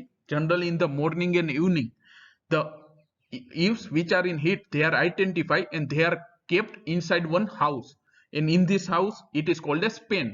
So in this pen, for natural mating, the rams are also kept in ratio of 1 ram per 50 to 60 ewes, and the mating will be done inside the house, so it is called as pen mating.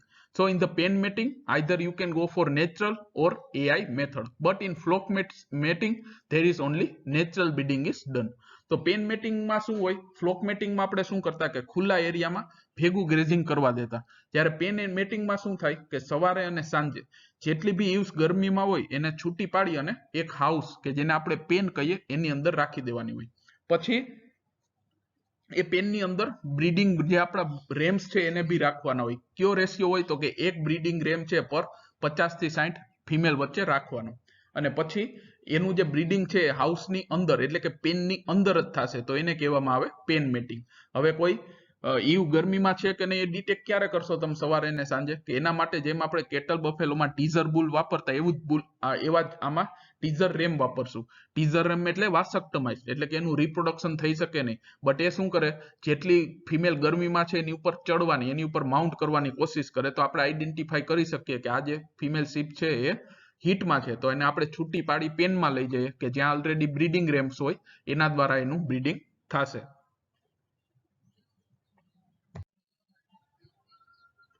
So this was about the breeding aspect, types of mating. Now, age of breeding and average productive life. A normal ram in full vigor for breeding during the 2.5 to 5 years. A ram should be started for breeding for about 18 months of age. The recommended age to breed the hogget, it is about 2 years. So first we talk about the male sheep. So generally the male sheep or the rams, they are most useful for breeding purpose during 2.5 to 5 years of age, but they can be used for breeding as early as when they are 18 months of age. Generally જે males છે જેનું આપણે breeding માટે ઉપયોગ કરવો તો એ 18 મહિનાના થાય ત્યારથી આપણે એનો બ્રીડિંગ માટે ઉપયોગ કરી શકીએ, પણ સૌથી વધારે સારા એ રિપ્રોડક્ટિવલી એક્ટિવ ક્યારે હોય કે એના 2.5 થી 5 વર્ષની ઉંમર દરમિયાન. Now for we can say the female hogget means the we can say maturing female sheep from 1 year of age up to its lambing, same as the heifer. તો હોગેટ કોને કહેવાય કે એવી બધી ફિમેલ શીપ કે જેની ઉંમર 1 વર્ષથી વધારે હોય ત્યાંથી લઈને એનું લેમ્બિંગ થાય ત્યાં સુધીની હોય તો એને કહેવામાં આવે હોગેટ. સો whenever these hoggets are 2 year of age they are used for breeding purpose. એટલે કે આ હોગેટ છે 2 વર્ષની થઈ જાય અથવા તો જે ફિમેલ શીપ છે યંગ ફિમેલ શીપ એ 2 વર્ષની થઈ જાય પછી આપણે એને જનરલી બ્રીડિંગ માટે ઉપયોગ લઈએ.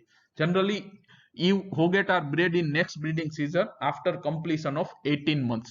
એટલે કે generally 18 મહિનાની થઈ જાય પછીની breeding season માં એનું breeding કરવામાં આવે એટલે it will be almost 2 year of age. The productive life of ewes will vary considerably depending upon the breed, environment, management practices. Under average range condition, ewe may be expected to produce about 5 crops of lamb in her lifetime. After about 7 years of age, they lose vigor and productivity. So generally the female sheep throughout their lifetime, it will give around, we can say 5 to 6 lambing. And after 7 years of age, it will lose productivity or reproduction. Now preparation of ewe and ram for breeding. Now here we will see some of the practices. One is tagging. So what is tagging? Tagging means cutting the wool from around the dog, vulva and inner portion of thigh. Also it is called as breech region. Ewes are tagged prior to breeding and lambing.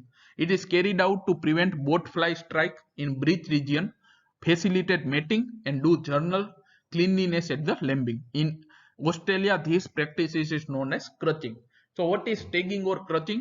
So tagging means during the breeding season as well as, or we can say the prior the breeding season as well as the lambing season, generally the wool around dog, vulva and inner portion of thigh. This inner portion of thigh is also known as breech region. So from this region the wool is removed from the female. So it is called as tagging. So why it is removed? To prevent the female from infestation of boat fly or we can say parasitic infection. In Australia this practice it is called as crutching. So crutching અથવા tagging એટલે શું કે breeding અને લેમ્બિંગ સિઝનની પહેલા generally જે females છે એના ડોક, વલ્વા અને એનો જે થાઇસ છે એના ઇનર પોર્શન ઉપરથી વૂલ છે દૂર કરી દેવામાં આવે, જેનાથી એનું રિપ્રોડક્શન સારી રીતે થઈ શકે, લેમ્બિંગ બી સારી રીતે થાય, અને બીજું કે એમાં પેરાસિટિક ઇન્ફેક્શન અને બોટ ફ્લાય ઇન્ફેક્શન લાગે નહીં. આ જે ટેગિંગ છે એને ઓસ્ટ્રેલિયામાં ક્રચિંગ તરીકે બી ઓળખવામાં આવે. Then eyeing or winging. In some breed of sheep, the wool grow around the eyes also. Sharp thorny grass, seed and other material gets accumulated in the wool. This results in wool blindness. So the wool should be clipped around the eyes, and this process is wogging or eyeing. So it means in some we can say sheep breed, you will find the growth of wool will be also around the eyes.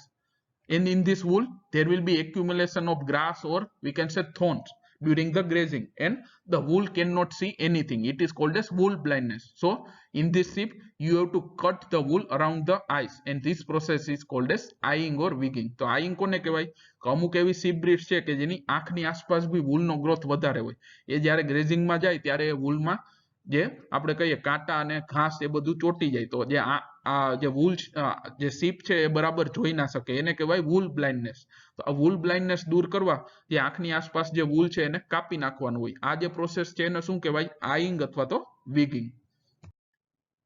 Then ringing. Shearing of ram prior to breeding season will make him more active. But if this is not practiced, rams at least should be clipped from the neck and from the belly in the region of penis. This process called as ringing. So what is ringing? Ringing means shearing or removal of wool from the ram prior to breeding season throughout his whole body. And if the wool is not removed from the whole body, at least the wool should be removed from his neck as well as the belly region around the penis. It will be more useful during the mating, and it will be facilitate the easy mating. So this is called as ringing. તો ringing કોને કહેવાય? જેમ આપણે female શીપમાં tagging કરીએ એવી રીતે મેલમાં ringing કહેવામાં આવે. રિંગિંગ એટલે શું? કે બ્રીડિંગ સિઝન પહેલા જે રેમ છે એડલ્ટ મેલ જેનો બ્રીડિંગ માટે ઉપયોગ લેવાનો, એના શરીર ઉપરથી વૂલ દૂર કરી લેવામાં આવે. અને જો આખે આખા શરીર પરથી વૂલ દૂર ના કરવામાં આવે તો એટલીસ્ટ એના ગળા, છાતી અને જે પેનિસ છે એની આસપાસથી જે વૂલ છે દૂર કરવામાં આવે. તો એ પ્રોસેસને કહેવાય રિંગિંગ. આ શા માટે કરવામાં આવે? કારણ કે એનાથી જે બ્રીડિંગ સિઝન દરમિયાન બ્રીડિંગ છે ઈઝી બનશે. Care of feet. Trimming of hooves is not necessary when sheep are raised under range or ranching system or grazing system.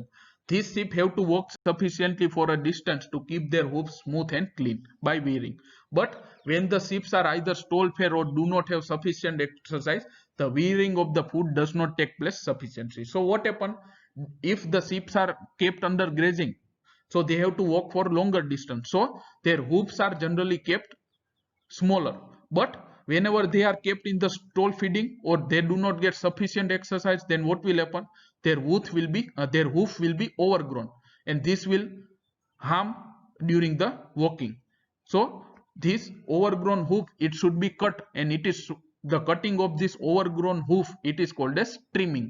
તો ટ્રીમિંગ કોને કહેવાય? કે જે જનરલી આપણે જે શીપ છે ઇન્ડિયામાં એ ગ્રેઝિંગ ઉપર રાખીએ, એટલે કે એને લાંબો અંતર કાપવું પડશે હાલવામાં, તો એનું જે હૂફ છે તંદુરસ્ત રહે, એમાં વધારો થશે નહીં. બટ એવા શીપ કે જેને સ્ટોલ ફીડિંગમાં રાખ્યા હોય, એને પૂરતી એક્સરસાઇઝ ના મળતી હોય, તો એના હૂફ છે એનો ગ્રોથ છે બહુ વધી જાય, એના કારણે જે શીપ છે પ્રોપર ચાલી ના શકે. તો એના કારણે આ જે પ્રોસેસ છે કે વધી ગયેલી જે ખરી છે એને જે કાપવાની પ્રોસેસ છે એને કહેવાય trimming. Due to this, the hoofs overgrow and facilitate accumulation of dung and dusty soil. Sometimes decaying of hoof take place. A ram will have difficulty in mating if he has overgrown hoof. For the reason mentioned above, trimming of hoof prior to breeding season is necessary. It can be done with help of knife or pruning shear. So as I said, if the hoofs are overgrown, the male cannot be properly do the reproduction, as well as there will be accumulation of dung and soil in this hoof, and it will lead to parasitic infection. જો જે એની ખરી છે વધુ પડતી વધી ગઈ હોય તો એક તો પ્રોપર ચાલી ના શકે, બીજું કે જે રેમ્સ છે એ પ્રોપર બ્રીડિંગ ના કરી શકે, અને એની જે હૂફ છે જે વધી ગઈ છે એમાં માટી અને ડંગ એ બધું ભેગું થાય તો એનાથી પેરાસિટિક ઇન્ફેક્શન લાગવાના ચાન્સ રહે. એટલા જ માટે બ્રીડિંગ સિઝનની પહેલા જે ઓવરગ્રોન હૂફ્સ હોય એ બધા ચાકાથી કે કટ કરવામાં આવે, અને એ પ્રોસેસને કહેવામાં આવે trimming of હૂફ.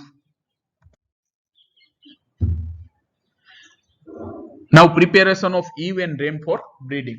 Marking on ram. So this we have already discussed. Okay, when we are not using a teaser for detection of heat, the rams are directly used for mating. It is advisable to mark the ram at the chest region. Marking of a ram will be useful in recording the breeding date, for knowing the sexual activity of ram, and for knowing which ewes are bred. So generally chest marking of a ram is done with different oil color, which may be changed after 17 to 18 days. A special marking harness are also available, which can be fitted in the rams during the breeding season. Breast paint will be stamped on the rump of the mated ewes. It will be useful to identify the ewes. So generally this is already we have learned.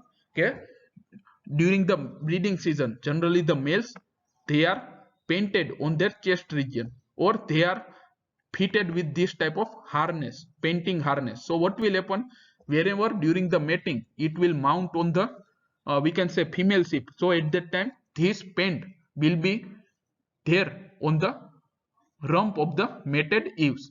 So by this we can easily identify which ewes are bred. So generally શું કરવામાં આવે કે breeding season દરમિયાન જે mails છે તો એના છાતીના ભાગે કલર કરવામાં આવે, અથવા તો એને રંગીન પટ્ટો પહેરવામાં આવે, પહેરાવવામાં આવે. તો એનાથી શું થશે કે એ જ્યારે બ્રીડિંગ માટે ફિમેલ શીપ ઉપર ચડશે તો એના છાતીના ભાગે અથવા પટ્ટામાંથી જે કલર છે એ ફિમેલ શીપના રમ્પ રિજિયન એટલે કે પાછળના ભાગે લાગી જશે, અને સાંજે જ્યારે ફ્લોક આવે ત્યારે આપણે ઓળખી શકીએ કે કઈ કઈ ફિમેલ શીપ છે એનું બ્રીડિંગ થઈ ગયું છે. તો એનું આપણે બ્રીડિંગની ડેટ માપી નોંધી શકીએ, અને એનું ક્યારે લેમ્બિંગ થશે એ નોંધી શકીએ, અને એ બધી ફિમેલ્સ છે જેનું બ્રીડિંગ થઈ ગયું એને આપણે અલગ પાડી શકીએ.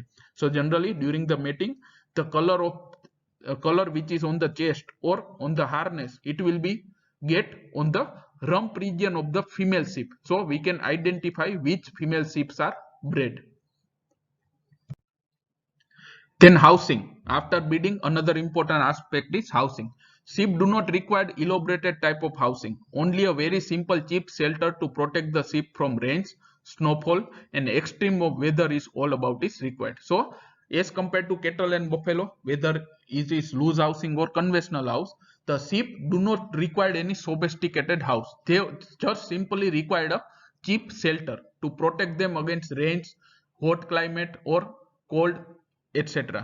તો જનરલી કેટલ બફેલોમાં લૂઝ હાઉસિંગ હોય કે કન્વેશનલ હાઉસ, આપણે થોડું પ્રોપર હાઉસ બનાવવું પડે, પણ સીપ અને ગોટ માટે એવા હાઉસની જરૂર નથી. એને ખાલી એક સિમ્પલ છાપરું બનાવી દો તો ચાલે, કે જેનાથી એને વધુ પડતી ઠંડી, ગરમી કે વરસાદથી રક્ષણ મળે. A sheep required 1.7 square meter of floor space under a shed. Advanced pregnant ewes at the time of lambing and young stock need the special care.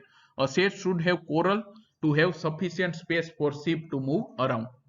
So generally, same as the loose housing, in the sheep housing also, the some area will be covered by the roof, and under this roof, each sheep will have around 1.7 square meter area, and the remaining area of house which is without the floor, it is called as corral or paddock.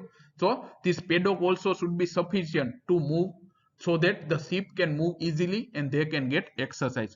તો generally જે sheep house છે loose હાઉસની જેમ જ એમાં થોડા ભાગ ઉપર છાપરું હશે, બાકીનું ખુલ્લું હશે. તો આ જે છાપરાવાળા ભાગમાં દરેક sheep છે ફિમેલ, એડલ્ટ sheep મેલ કે ફિમેલ, એને એટલીસ્ટ 1.7 સ્ક્વેર મીટર જેટલી જગ્યા મળવી જોઈએ.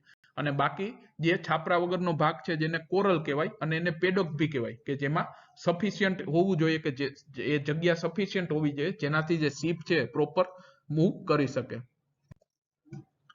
So the area may be protected from predators by means of rabbit roof fencing. The area should be selected where good natural drainage is possible. An area with shade of trees is preferable. So generally, where the predators are more, then you can do this type of roof or this type of protection in the sheep house. It is called as rabbit proof fencing. એવા area કે જ્યાં પ્રીડેટર અથવા શિકારી પ્રાણી, જંગલી પ્રાણીઓનો ત્રાસ વધારે હોય, તો ત્યાં sheep house ને તમે આ રીતે આખું કવર કરી શકો, કે જેનાથી એનું રક્ષણ થશે. Plus generally the sheep house must be on high elevated area, so drainage will be easier. એ થોડુંક ઊંચાણવાળા વિસ્તારમાં હોવું જોઈએ sheep house, કે જેનાથી ડ્રેનેજ છે easy થઈ શકે. So this was about the important aspect of care and management of sheep. Now we will talk some of the important criteria of the wool. So we all know that the sheep are mainly raised for their wool as well as for their lamb because the milk production is very low. તો અત્યાર સુધી આપણે જે sheep છે તો એનું care and management કઈ રીતે કરવું, ફિમેલનું મેલનું, એ બધું જોયું. તો હવે આપણે આગળ વધીએ વૂલ વિશે થોડું જાણીએ, કારણ કે જે sheep છે એને મેઇનલી એના વૂલ માટે અને એના મીટ માટે રાખવામાં આવે. તો chemically the wool is chiefly keratin protein which is also primary consist of hair, nails, hoofs, horns and feather. So generally જે wool છે એ કેરોટીન પ્રોટીન નું બનેલું હોય. કેરોટીન પ્રોટીન એ મેઇન કમ્પોનેન્ટ છે. નખ, પછી ખરીઓ, વાળ એ બધા મોસ્ટલી કેરેટીન ના બનેલા હોય. આપણા હ્યુમન માં બી જે નખ છે, વાળ છે, બધા કેરોટીન પ્રોટીન ના બનેલા હોય. તેમ વૂલ છે એ બી પ્રાઇમરી કેરોટીન પ્રોટીન નું બનેલું હોય. So keratin is a protein made up of nitrogen and sulfur compound and amino acid. So we all know that the protein are made up of amino acid. So generally this keratin, it is a protein which is made up of nitrogen and sulfur containing amino acid. Impurity of wool. Fleece naturally contain grease substance. In a broad sense, grease refer to all impurity found in wool, including wool fat, soint and soluble foreign material. So mostly if you found in the wool, there will be some greasy content will be there, and due to this grease content, there will be accumulation of dirt or that. It is called as impurity. The impurity એટલે શું કે generally જે wool છે તો એમાં ચીકણો પદાર્થ બી તમને જોવા મળશે, ગ્રીસ જેવો, કે જેના કારણે જે ધૂળ જે છે એ બધું એની ઉપર ચોટી જાય ને મેલી થઈ જાય, તો એને કહેવામાં આવે impurity of wool. So here you can see alongside the wool there will be greasy content in some breed, and due to this there will be accumulation of dirt and grasses, so it is called as impurity of the wool. Now over and above this, fleece contains some acquired impurity like vegetable matter and dust. Vegetable matters engage in the wool during grazing or sometime during the process of shearing. Generally vegetable matter includes burrs, peas, chaff fodder, etc. So as I said, due to the grease content of the wool during the grazing, some part of grass will be added to the wool and it is called as impurity. તો હમણાં વાત કરી એમ કે wool માં જે greasy content હોય એના કારણે sheep જ્યારે grazing કરતું હોય ત્યારે જે grass છે એના કટકા એમાં જોડાઈ જાય, એને impurity કહેવામાં આવે. Sometimes wools get impure during marking when paint brands are used. For this reason, the paint used in marking of the sheep should be such that it can be removed during scoring process. So we have already learned that during the breeding season, the rams are painted, and this paint during the mating it will goes on the female sheep also. So the paint you are using, it will be, we can say, easily removable. જો જે તમે pant વાપરો breeding સિઝનમાં મેલના ચેસ્ટમાં કે જે breeding વખતે ફિમેલની રમ્પ એરિયામાં બી લાગી જશે, તો એ જે કલર છે પેન્ટ છે એકદમ ઇઝીલી રિમૂવ થઈ જાય એવો હોવો જોઈએ, પાકો કલર ના હોવો જોઈએ જેનાથી એ વૂલમાં બેસી જાય. Fine wool contains higher amount of grease than the coarse wool. The fine raw wool or fine greasy wool will shrink more as compared to raw coarse wool. Clean wool lead of a sheep is true indicator of its wool production capacity. So generally we all know that in wool there are different types: fine wool, medium wool, coarse wool, etc. So fine wool, they contain more grease as compared to coarse wool. Coarse wool means their diameter of the fiber is more, while fine wool means the diameter of the wool fiber is less. So fine wool કોને કહેવાય? soft wool, કે જે wool fiber હોય તો એનો diameter એકદમ ઓછો હોય, જ્યારે coarse wool કોને કહેવાય? કે wool fiber છે તો એનું diameter વધારે હોય, એને coarse wool કહેવાય. So generally જે fine wool છે તો એમાં grease content વધારે જોવા મળશે, અથવા તો fine wool produce કરતી જે breeds છે એના શરીર ઉપર grease content વધારે જોવા મળશે as compared to coarse wool. So here you can see different type of wool. This is called as fine wool because their diameter is very low, about 17 to 23 micron only. This is called as medium wool. The diameter of the wool fiber is 23 to 32 micron. This is called as long wool. The diameter is more than 32 micron as well as the length is 15 to 30 centimeters. So these are different type of wool. તો fine wool કોને કહેવાય? કે જેનો વૂલનો diameter 17 થી 23 micron જેટલો જ હોય. Medium wool કોને કહેવાય? કે એનો જે ડાયામીટર છે વૂલ ફાઇબરનો એ 23 થી 32 માઇક્રોન હશે. લોંગ વૂલ કોને કહેવાય? કે એક તો એની લેન્થ વધારે હોય 15 થી 30 સેન્ટીમીટર જેટલી, અને બીજું કે વૂલ ફાઇબર છે એનો ડાયામીટર છે અરાઉન્ડ 33 માઇક્રોન કરતા વધારે હોય. અને કોર્સ વૂલ કોને કહેવાય? The coarse wool means the wool is not only wool, but alongside the wool there will be hairs and other fiber, as well as the diameter will be more than 33 micron. So they cannot be used for cloth making, but they are only used for carpet making. So they are called as carpet wool also. તો course wool અથવા તો carpet wool કોને કહેવાય કે એ જે wool છે તેમાં ખાલી વૂલ નહીં હોય, એની સાથે હેર્સ બી હશે અને ફાઈબર બી હશે અલગ. તો એમાંથી અને પ્લસ એના જે વૂલ ફાઈબર છે એનો ડાયામીટર 33 માઇક્રોન કરતા વધારે હોય, એટલે કે જાડું અને ખરબચડું હોય.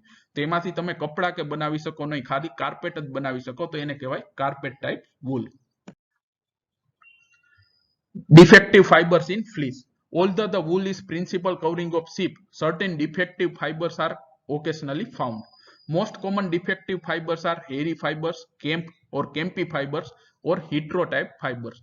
All these are modulated fiber having certain special features. So as I said, in some breed on their wool you will find not only wool but there will be hairs and other fibers, and due to this they are not used for cloth making but they are only used for carpet making, as well as the price also will be lower. Defective fiber will not behave similar as the true fiber. So as I said, they do not dye also well. So generally they are only used for carpet making. તો હમણાં વાત કરી એમ કે ઘણી એવી ship breeds છે જેમ કે આપણી ઇન્ડિજિનસ શીપ બ્રીડ કે જેના શરીર ઉપર વૂલ છે કોર્સર હોય, પ્લસ વૂલની સાથે સાથે એમાં હેર અને બીજા ફાઈબર બી હશે.